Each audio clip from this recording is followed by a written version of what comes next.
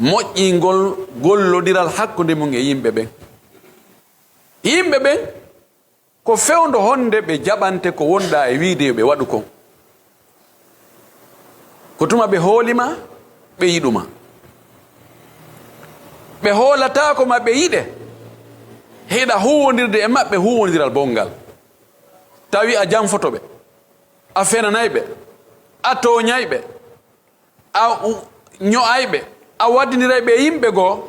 a yiɗanaɓe moƴƴere, a haasotoɓe, yimɓe ɓen yiɗatama. Si ɓe yiɗalima ɓe jaɓantama. No jeeya e ko metti fi ittugol goɗɗo ka o wonno himo hooli, himo yiɗi, himo darani, himo tambiti, himo wartade fi muɗum, itta mo e ɗum ɗon fes, itta ɗum kadi ka haqqille makko e ka ɓernde makko few, naɓa mo e goɗɗum go. Ɗum na ko weli fi. Neɗɗo wawa daabe ɗa no uggino ɗo wona ñamugol, tawa no welani no lewñani ɗum, a itta ɗum ɗon naɓa ka fa law sanoya. Kono neɗɗo na no wayi. Neɗɗo ko ya convaincre mo, ko ya waɗ mo igna ha o jaɓa o nayi jaka komi wonno ɗo ko ɗum ɗo moƴƴa, joni mi accito ɗum ɗo mi yaha ko ɓuri moƴƴude kon. Ko waɗi neɗɗo ko woni ɗaɓɓude ko ɓuri ɗum moƴƴande kon, ko woni ko andugol ko honɗum ɓuri moƴƴande mo, ko ɗon yimɓe ɓen seedi.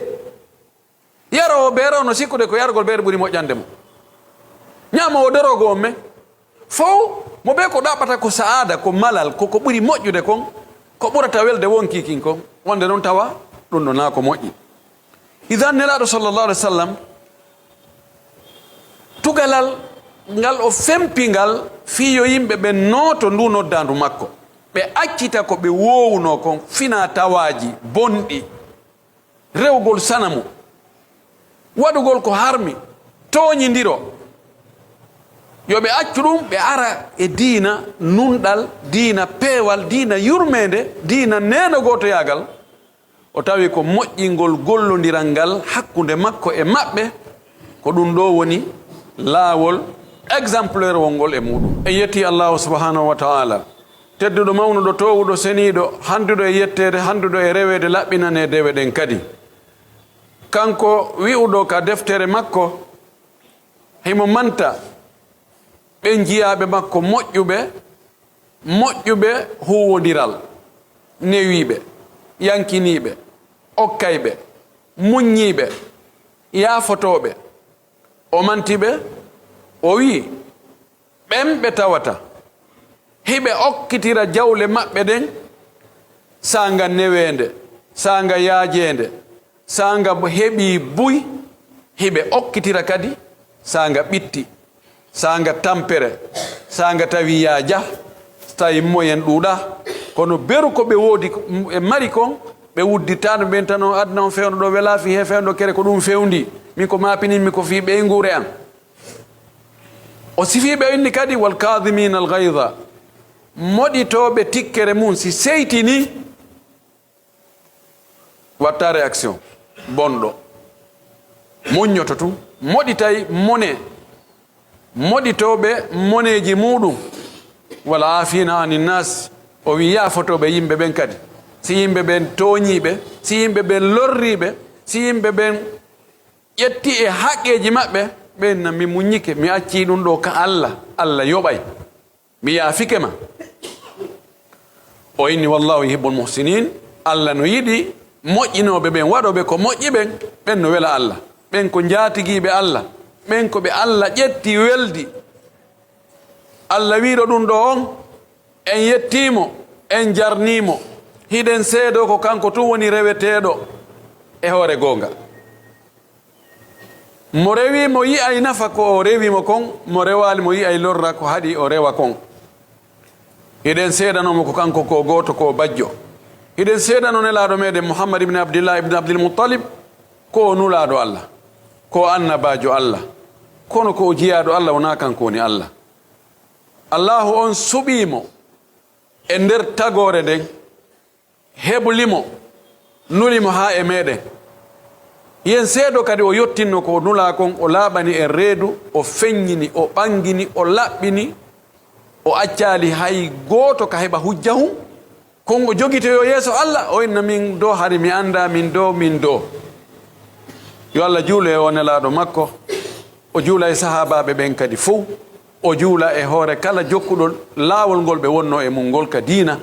yo Allah waɗu en ngol laawol o hisina en kisiye duumiɗo allahumma amin musidɓe julɓe tedduɓe jiyaɓe Allah moƴƴuɓe mi wasi yo hoore an taw mi watta on ɗon ono kadi hulen Allah subhanahu wa ta'ala huliren mo honɗum waɗugol ko yamiri en yo en waɗu kon jogoren ɗum jakkirɗe accen ko o haɗi en kon fes bugoɗen ko jungo haade hara e rewali sina kanko tu laɓɓinanen mo deweɗen kadi waɗiren kadi no nelaɗo makko on holliri en yamiri en noon sen waɗi ɗum hara en woni malaɓe goy Allah arsuke en wawugol waɗugol ɗum awa anden si ɗum feƴƴi anden o nelaɗo meɗen Muhammad ibn Abdillahi ibn Abdul Muttalib sallallahu alayhi wa sallam o mo ndaari taskike makuji makko ɗi e gurdam makko no o wuuriri noon o taway fayda o waɗi diina kam fuu e nder hunde wotere tawde honɗum o waɗiri ɗum o yii wonde ɗum ɗon ko tugalal moolanagal e tugale ɓurɗe mawde ɗen fi ndu noddadu makko fiyo yimɓe ɓen yo notomo e ko woni e noddude ko o sinci ko mi fandaki sincugo on de ko kanko woni attiɗo nulede kono ka yimɓe makko o arno tawi fayda batte nulal ala ko jahiliya woni ko wawuɗo on no ñamude no mo wawi on tooñe ɗen no ittire juuɗe ɗiɗi ko harmi kon ko ɗum wuura zina beere riba tooñe o noddi e ka diina tawhid wotinɗingol Allah moƴƴingol dewe ɗen hakkude mum e Allah moƴƴina gollodirɗen hakkude mum e yimɓe ɓen o tawi tugalal fi ndu noddandu ɗo fiyo yimɓe ɓen nooto fayda waɗi ɗum e hunde wotere honɗum woni ɗum moƴƴugol huwodiral moƴƴingol gollodiral hakkude mum e yimɓe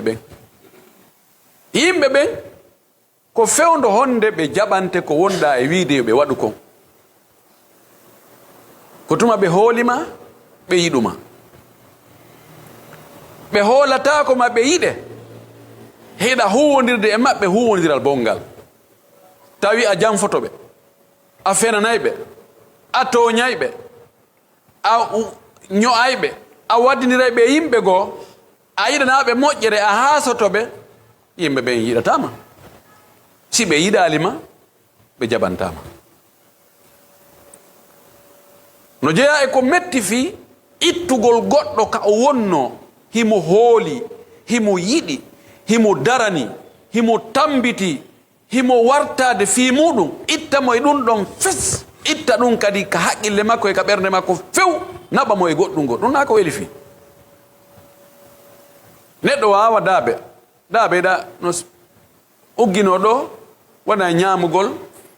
tawa no welani no lewñani ɗum a itta ɗum ɗon naɓa ka fa law sanoya kono neɗɗo nano wayi neɗɗo ko ya convaincre mo ko ya waɗmo igna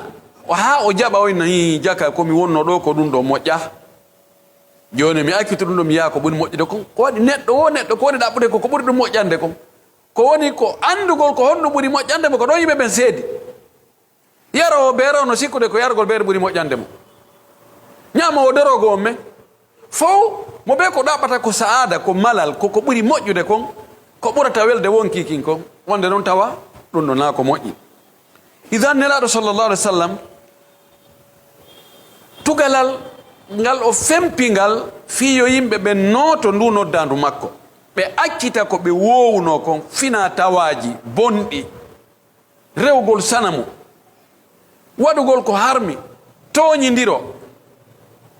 yo ɓe accu ɗum ɓe ara e diina nunɗal, diina peewal, diina yurmede, diina nenogoto yagal, o tawi ko moƴƴingol gollodiral ngal hakkude makko e maɓɓe, ko ɗum ɗo woni laawol exemplaire wongol e muɗum. O jokki ɗum ɗo ɗum ɗo o waɗiri ɗum ɓay ko kanko woni almami men on, ko kanko woni ñentinteɗo on, ko kanko woni exemplaire jo men on, ko kanko woni ingénieur jo men on, ko kanko jogani en lumiére on. fiyo en jokku ɗum enen kadi ye ñembu ɗum ko pellet no nelaɗo gerdi noon fi tabintinnugol diina eno o rewiri Allah noon pellet en heɓata goɗɗum go ko ɓuri ɗum ɗon biduni shak. ko ɗum waɗi kanko ko o watta kon wona fi makko tun, Allah no wawi wadde mujiza waɗanamo kanko nde wotere, koye mo andi iwtiroyoɓe ɓaawo ɓen lontotoɓe ɓen ɓay ko karama ko ɓen noddo ɓen ko ɓen lontimo ɓen ɗon ɓe heɓata ɗi mujizaji. o waɗi laawol ko no neɗɗo simple jono o rewrata noon ha o noote noddandu makko. ko ɗum waɗi himo maaki e konnguɗi ɗuuɗuɗi hollata wonde neɗɗo yo moƴƴin golludugol e yimɓe ɓen, gollodiral ngal e yimɓe ɓen, yo huwondir e maɓɓe huwondiral moƴƴal, huwondiral labangal. nelaɗo ko o hettiri yimɓe ɓen ko jikkuji makko ɗi, wallahi. tawi joni innen awa gere badri waɗi, ohudi waɗi, ɗo e ɗo waɗi, tawi aɗa ɗum fewno ko woni makka, fewno ka tawata himo lo'i ko e ley laamateri ayɓe makko dundarankoɓe, no anda yimɓe mo jokkimo, sa jokki lowɗo ko heɓi mo faydan kadi heɓete. kono haɗano yimɓe go jokkimo, haɗano ɓe gomɗini, haɗano ɓe wakkili, ɓe letta, ɓe tampina, ɓe raɗa, ɓe satina, kono hombo yiltitaki. jikkuji makko ɗi ari sahabaɓe goo ɓe filloto ɓe innayi wallahi aɗomi natugol l'islam tawi hoore leydi ndi ɗo ala ɓiɗɗo adama mettayɗo lan hewti muhammad. ɓaawo ɓe naati ka l'islam ɓe huwodiri e makko, ɓe wiya wallahi ala ka hoore leydi ɗo neɗɗo welayɗo lan hewti muhammad. ene ko jawdi o jonni ɓe, wallahi wona jawdi. o darnanɓe cuuɗi, okkorɓe otoje, o jonnuɓe poste ji jani, la bal woɓɓe maɓɓe ka kaleji yimɓe julirde nden walayno, woɓɓe maɓɓe mara fayda si hirtike ala ko soƴƴira. ko huwodiral ngal, ko yurmeteɗo, ko newiɗo, ko yankiniɗo, ko yiɗanɗo yimɓe ɓen moƴƴereji ɗin, ko sovowo yimɓe ɓen e boneji ɗin fof. idan no jeeya ɗin konnguɗi makko hollayɗi wonde yimɓe ɓen ko ya huwodir e maɓɓe huwodiral moƴƴal. o maaki innama dinu an nasiha, o maaki heyi ko woni diina wo, ko honno woni diina. o wi diina kam fof ko laaɓodiral reedu. kono nasiha ko ya wowlanan ko nafatanmi kon, sa yimi ɗo ala ellahu ara innami hey ɗum ɗo moƴƴanama, na ka diina ma ɗum moƴƴanma, wona ka adna ma moƴƴanma. si a yii ka moƴƴere woni innami hey waɗi ɗum ɗo no moƴƴi nafete. nasiha ko ya waajo yimɓe ɓen e moƴƴereji ɗi faalaɗa heɓugol ɗin, kamɓe kadi fiyoɓe heɓuɗi. rentina yimɓe ɓen boneji ɗi a faalaka hewte ɗin, fiyotade hewteɓe kamɓe kadi. o wi ko ɗum woni diina. ɓe wi ko honno hombo noon waajete, ko hombo laaɓante reedu. o wi ko allahu on e deftere makko nden, e nulaaɓe makko ɓen, e ardiɓe julɓe ɓen e julɓe ɓen fuu. ɓeɗo fof mo ɓe no laaɓirante reedu noon, no serti e no oɗa laaɓirante reedu noon. allah subahana taala laaɓangol mo reedu nawa jagol mo, ko laɓɓinangol mo dewe ɗen yetta mo, jarna mo, qirrito wonde ko maccuɗo makko, qirrito moƴƴereji ɗi o waɗanimo ɗin. He miɗo yetti Allah, Allah waɗinlan ɗum ɗo, emba Allah ko moƴƴo, emba Allah ko yurmeteɗo, ndaari ko Allah waɗanime moƴƴereji. Si on tigi koddori e mo o yiɗa yani e makko, o jarna Allah, Allah miɗo yettuma e alhaaliji ɗin fof, ko waɗanɗami ɗum ɗo ko waɗɗami ɗum ɗo kon, a taw ko ɗum ɓuri mi moƴƴande. ɗo ala bani Allah reedu, hara a rewi daalimo a hiwde. amma deftere makko nden ko honno laaɓirantande reedu ko janngugol alqur'ana on waawa ƴi'e ɗen, waawa firo ngon, annda manaji ɗin, gollitira ɗum, jangina ɗum yimɓe ɓen, nodda yimɓe ɓen e ɗum. noon elaɗo maki noon hayrukum man ta'allama alqur'ana wa allamahu, ko ɓuri moƴƴude men en fof ko jannguɗo alqur'ana on ha waawi yiltino janginde yimɓe ɓen. amma nulaaɗo Allah on ko honno laaɓirantamo reedu, ko ya yiɗumo ka ɓernde ma ga, juula e makko, juulira e makko ɗengal ngal ga, yiɗa ko o yiɗuno kon, aña ko o añuno kon, yiɗa ɓe o yiɗuno, aña ɓe o añuno.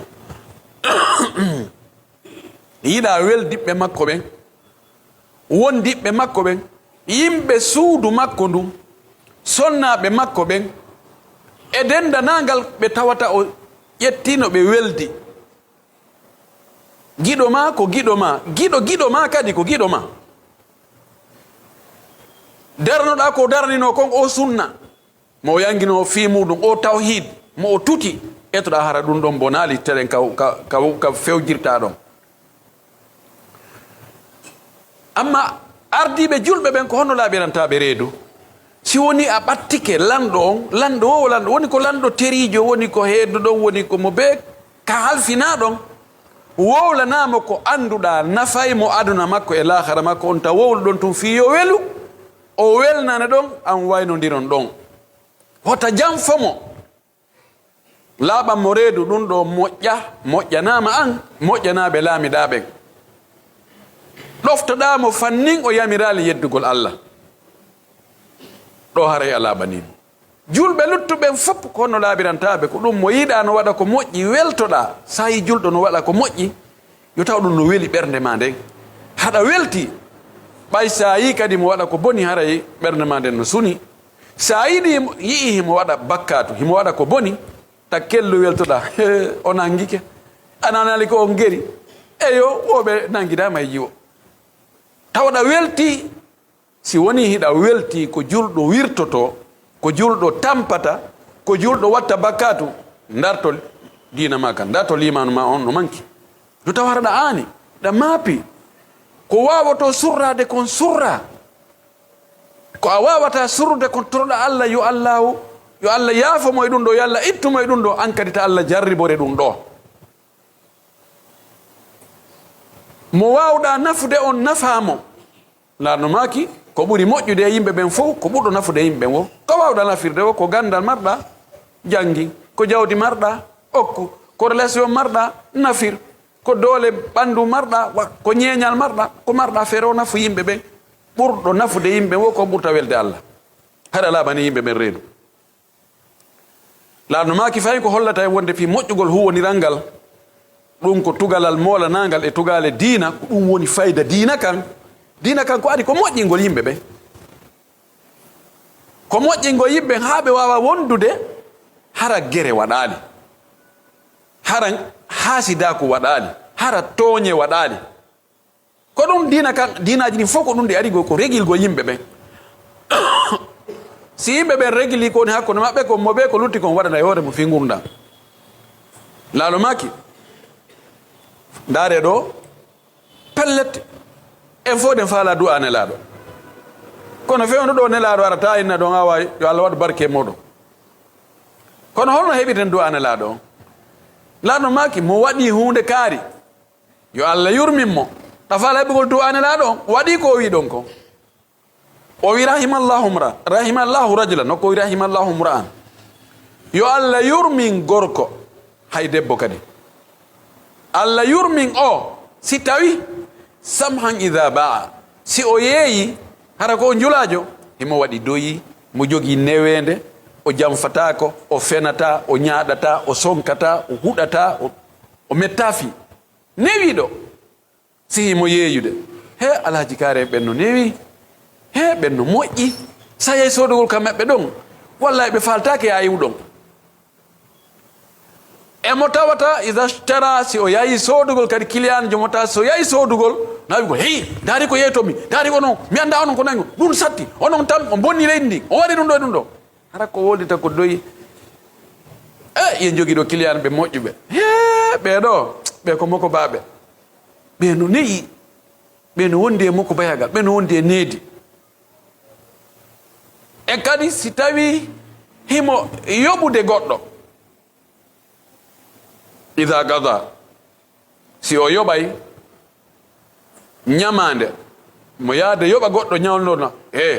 hiɗo ko ñawnolami ɗo kon wallahi ari a so jiilan para ɗo ñawlnomi ɗo wallahi on dépanilam fewno kam ima pino on jarama yo Allah yoɓon ko moƴƴi Allah ɓeyda wondi jawdi moɗon allahu akbar hino ɗo nani Allah yaafo ɗon minon komi neeɓi ko ɗumanni kom mi falno hara hewtata ɗo kono hara on yaafotolan si mo ƴantude ñamande way igtada ko ɗaɓɓugol ñamande nden si mo ƴantude ɓe o ñawliɓen o nawigol yandi délai on hewtigoy ko faɗɗi ko ɓattike ko faɗɗi janggo si a addali wallahi mi naɓete sirete ta nanon ko wigol haray aadi men ndin ɗo ko no woniri on yo anditi yejjitali awa aray ɗo aray mbeɗen habbi o si tawi kadi ɗum a naaki aray ɗo koko mon jogui ɗon wawɗo ni julɓe Allah o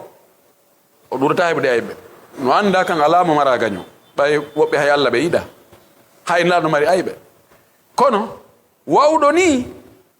tawata sino yeeyude no newi sino sodude no newi sino ñawlude no newi sino ƴantude ñamani no newi ka ardanɗamo wo a tawa kanko ko moko ba timmuɗo ko wonduɗo e needi e cippitare huwodiral moƴƴal wallahi ta yimɓe no welat ɗum naturellement hara yimɓe no yiɗima walaksu bil aks ɗum ɗon holli wonde si tawi neɗɗo huwodiral makko ngal moƴƴa few tawta yimɓe no goɗɗo ko huwodirta ɓe wo ko ɓay feere ala no wonɗum e neɗɗo ni min mi yehi ɗon ɓe wikkimi mi yehi ɗon hay ɓe ndaara Allah mi yehi ɗon ɗiɓe wolanimi ɗin mimi tawi fanko tum ɓaynami men mi piiro oɗo wawɗo ni tawa ka arandamo ko ñaa no fiddi no ñaaɗi no metti fi no bungi no towniti no howni oɗo diina tigi tigi ha kan timmuka kan o alda e makka on noon ko julɗo so tawi mo juulude imo horude majude way ko julɗo kono ko julɗo mo julɗankagal muɗum timma 100%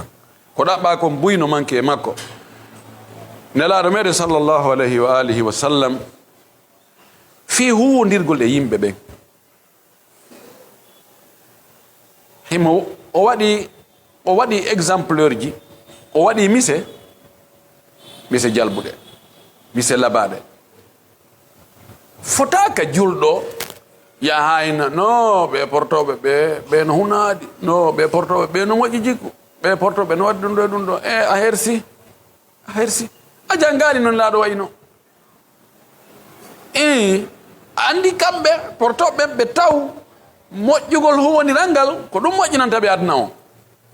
ɓay neɗɗo ko e yimɓe ɓen ko heɓata ko ɓen woni hoore manankun on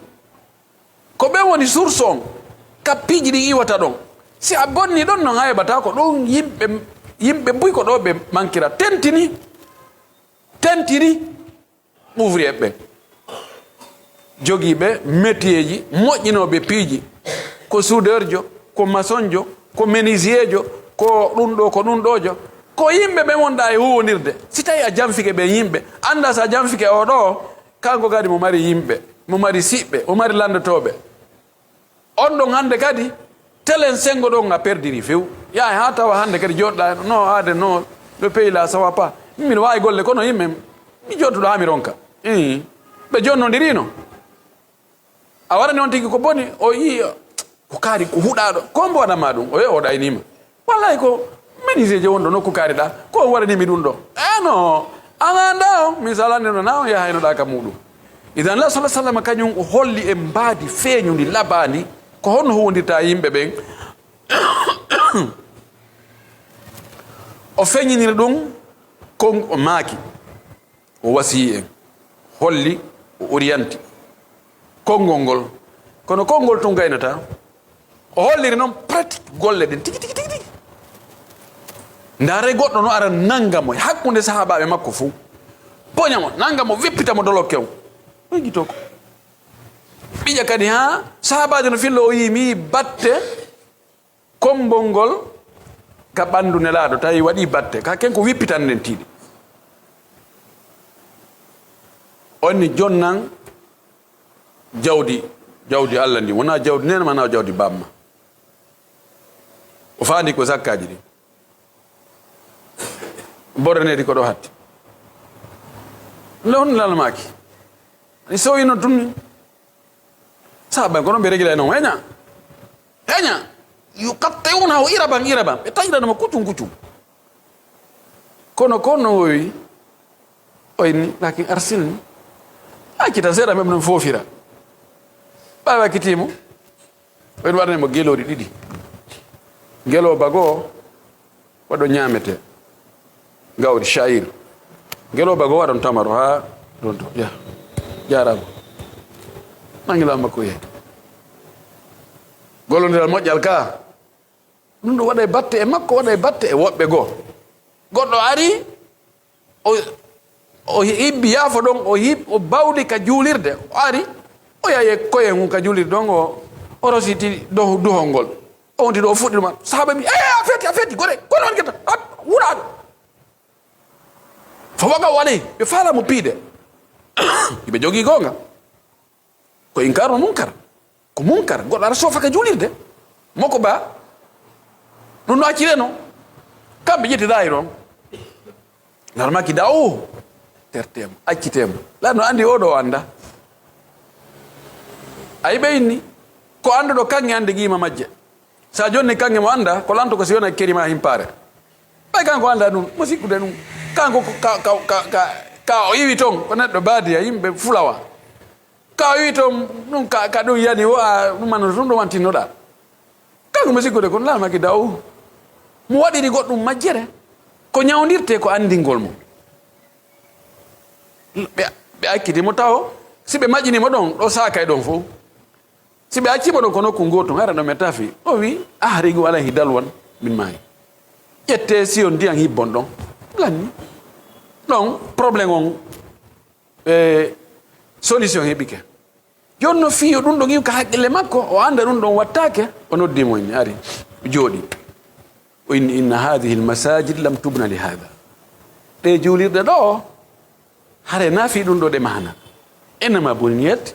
lissalati wa li dhicrillahi wa kada wa kada wa kada ko ɗe mahana ko fi hunde kaare ndaare ko ngol gollodiral moƴƴal nde yurmede ɗo e andingol mo anda ko ɗum ɗo waɗi batte makko honno o wi allahumma arhamni wa muhammadan wala tarham ma'ana ahadan allah yurmina min e muhammadu tun kono tawattuɗon hay goto ayi ɓay sahaba ɓen ɓe gollide makko gaswa no sattiri o yoɓiri kanko kadi ɓotta allah yurmin ɓe aɗa makko kadi hajjarta wasi an a falama fannude ko yaaji yurmede allah nde enen ɗiɗo en heeƴay ɓeɗo kadi foppo heeƴay e ɗum ɗo subhanallahi no ɗuuɗi no nelaɗo men sallam waɗiri mawaqif musharrifa jiddan fi al afwi wannasihati wa arrahma ibadallah inna الرسول صلى الله عليه وسلم يقول المسلم من سلم المسلمون من يده ولسانه koni julɗo lana maki julɗo on komo julɓe ɓen hisi boneji jungo mum e boneji ɗengal mum e fof mo ɓeyo ndaru ɗo ene yimɓe ɓen no daɗi bone ɗengal ma ngal a yennataɓe a ño'ataɓe a fenantaɓe a jamfatakoɓe a tukkataɓe a tumirtaɓe konnguɗi e juuɗe maɗen a ala e lornide hay goto jungo ma ngon ma jawdi ma ndi awa almaki ɗo ko woni julɗo ko oɗo nani idan julɗo no hani wonde moƴƴuɗo jikku laaɗo maki ala wo ko waɗoyte e peesirgal neɗɗo julɗo ñande dargal tawa no teddi e moƴƴereji hewti jikku moƴƴo ala hay julde nden hay korka kan hay hajju ngu ɗum ɗon fof ko waɗana ko fiyo jikku ma ngu moƴƴu ɗum ɗon ko wasail fi moƴƴingol jikku ma ngun tawa ɗa weli huwodirde hiɗa newi hiɗa yankini hiɗa yiɗani yimɓe moƴƴereji yiɗanda hoore maɗi ibadallah إن الحسد والبغضاء والقسوة والغش والفجور والشح والطمع والجشع وقطع الرحم صفات ذميمة يجب أن لا تكون في معاملة من يؤمن بالله ربا وبمحمد نبيا بل يجب أن يكون تعاملنا إنسانيا إسلاميا محضا فعن حارثة بن وهب قال رسول الله صلى الله عليه وسلم ألا أنبئكم بأهل الجنة كل ضعيف متضعف لو أقسم على الله لا بره ألا أنبئكم بأهل النار كل عتل جواظ مستكبر رواه أحمد مسيب جلب تدب فامن غنيانيدي etikugol monano neɗɗo tu mononamo nina min kaari no mettanmi fiyon ɗum na hay fus mo mettanmi tu o wi e yorugol ɓernde e janfagol e bonki e yiɗangol hoore mum tun moƴƴereji ɗin e tama o wingi ala ka hatti e faaleji ɗuɗuɗi e tajugol enɗanji ɗiɗo ko sifaji iññiniɗi kanuɗi ñidduɗi ɗi fota e wonde huwodiral gomɗinɗo wonde ko Allah jeeyi ɗum nelaɗo Muhammadun ko nelaɗo mum fodda julɗo hooliɗo ko Allah jeeyi ɗum ko Allah tagi ɗum ko Allah waratamo Allah immintintamo Allah hasbaymo Allah no mari aljanna kanada yiɓɓe mum ɓen no mari yiite kan letta ayɓe mum ɓen gomɗinɗo ɗum ɗo o fota e wonde gañalo monantoɗo yimɓe tikkana yimɓe ninala ni yoruɗo ɓernde wonamo fi Allah hey ɗaɓɓa ka nawra nani fi Allah hon ɗum janfotoɗo yimɓe ukka ko boni e ko moƴƴi famina fof no moƴƴi ina ɗum ɗo probléme ala e ɗum hara ɓandi probléme ji no heewi toon tew e gañanendi yiɗangol hoore mum tun moƴƴereji ɗin ɗum ɗo e tama uwi feƴƴitugi no tangini kañum adnan fof mooɓa e adnan fof jogo na no haniri no hani hara gollodirangal hakkunde meɗen ko gollodiran neɗɗanke taw anda o mo wonda e huwodirde o ko neɗɗo o ko yiɗɗa kon fof mo yiɗi ko añuɗa kon fof no mettamo kanko kadi e asasi ɗum son huwodiri no gasa anda joni ɓay mi waɗilan ɗum ɗo mi seytinay tami waɗ ɗum ɗo kaarijo ɓay mi yiɗa waɗede ɗum ɗo min kadi mi watta ɗum ɗo kaarijo hara ko ɗum ɗon l'islamu no wiiri noon typiquement sabu laano maaki sallllahu alih wa sallam ñande goo o maaki ene on accata mi yeeto on yimɓe aljanna goo no wayi ko hombonta yimɓe aljanna o wi ko neɗɗo lo'uɗo lo'inaɗo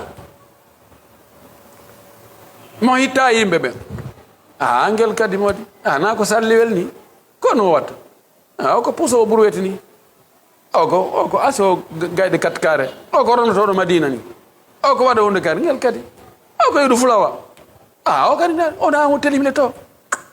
kon woni ngel hon ngel woni ngel kadi tawa noon on